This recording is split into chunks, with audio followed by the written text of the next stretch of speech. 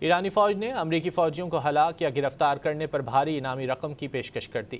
ایران کی فوج کے commander in chief Amir Hatami نے اعلان کیا ہے کہ جو کوئی بھی کسی امریکی فوجی کو ہلاک کرے گا یا اسے گرفتار کر کے حوالے کرے گا اسے $30,000 کا تحفہ دیا جائے گا، جبکہ خواتین کے لیے انعامی رقم مردوں کے مقابلے میں دگنی یعنی $60,000 ہوگی۔ یہ رقم ایرانی کرنسی میں 5 ارب سے 10 ارب تومان بنتی ہے۔ ایرانی فوج نے امریکی فوجیوں کو ہلاک یا گرفتار کرنے پر بھاری انعامی رقم کی پیشکش کر دی۔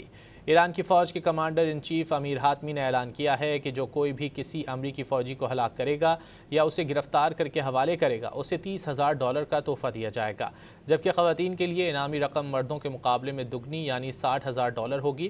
یہ رقم ایرانی کرنسی میں 5 ارب سے 10 ارب تومان بنتی ہے۔ ایرانی فوج نے امریکی فوجیوں کو ہلاک یا گرفتار کرنے پر بھاری انعامی رقم کی پیشکش کر دی۔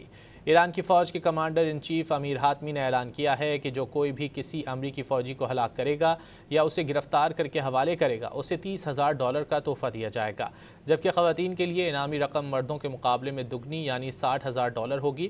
یہ رقم ایرانی کرنسی میں 5 ارب سے 10 ارب تومان بنتی ہے۔ ایرانی فوج نے امریکی فوجیوں کو ہلاک یا گرفتار کرنے پر بھاری انعامی رقم کی پیشکش کر دی۔ ایران کی فوج کے commander in chief Amir Hatami نے اعلان کیا ہے کہ جو کوئی بھی کسی امریکی فوجی کو ہلاک کرے گا یا اسے گرفتار کر کے حوالے کرے گا اسے $30,000 کا تحفہ دیا جائے گا، جبکہ خواتین کے لیے انعامی رقم مردوں کے مقابلے میں دگنی یعنی $60,000 ہوگی۔ یہ رقم ایرانی کرنسی میں 5 ارب سے 10 ارب تومان بنتی ہے۔